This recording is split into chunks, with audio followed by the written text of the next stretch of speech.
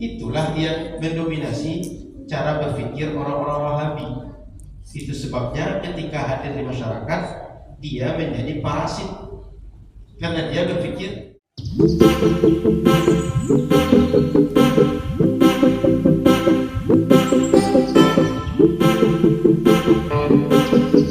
rantau Australia misalnya, itu sama orang kita itu solid tuh Pak, kompak itu Pak.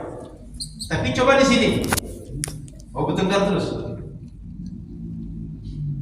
Mohon maaf, sama kalau ada komunitas Jawa hidup di sekitar kita, sementara kita rata-rata bukan orang Jawa, itu orang Jawa yang di sekitar itu solid itu. Komunitas Batak, begitu hadir di komunitas Melayu misalnya, solid itu.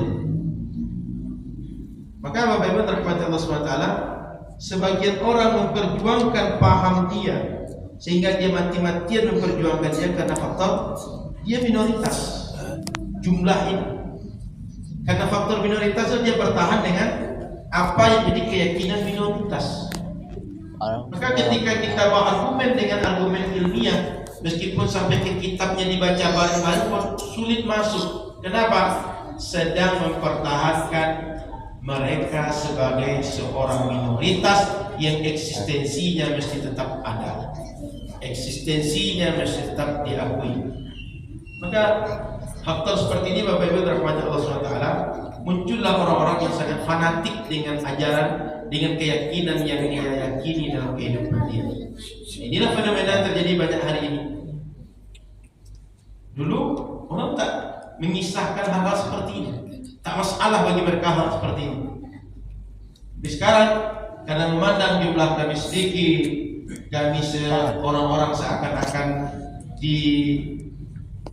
ditindas atau dimusuhi, sehingga kami mesti menunjukkan identitas kami, eksistensi kami. Maka terus melakukan upaya untuk melawan, upaya untuk menegakkan argumen. Maka yang terjadi adalah orang-orang ini fanatis. Sehingga kalau sudah fanatis, payah itu diobati.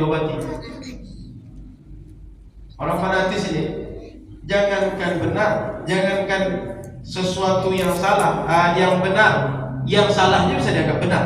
Kalau sudah fanatis, maka penyakit inilah diantaranya yang menyebabkan kita sulit untuk bisa saling paham, saling mengerti, saling melegur. Kenapa? Merasa fanatis ini yang perlu dipertahankan. Itulah yang mendominasi cara berpikir orang-orang Wahabi. Itu sebabnya ketika hadir di masyarakat, dia menjadi parasit karena dia berpikir cara beragamanya tidak sama dengan orang lain, bahwa dia mesti pertahankan eksistensi, dia mesti ada perubahan. Yang lain cara pandangnya tidak seperti itu. Maka pada akhirnya timbullah cara berpikir yang tidak lagi logik, tapi sudah faktor fanatis. Itu kira-kira Bapak Ibu fenomena yang terjadi di masyarakat kita. Dan karena itu dipahamkan dengan dalil payah nyambungnya. Apa sebab?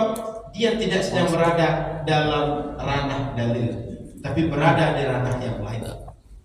Sama dengan kita yang gatal itu tangan. Kita garuk tangan selesai, tapi dia yang gatal bagi dia bukan tangan, kaki yang gatal. Kita menggaruknya tangan, maka tak selesai masalah. Semoga bermanfaat.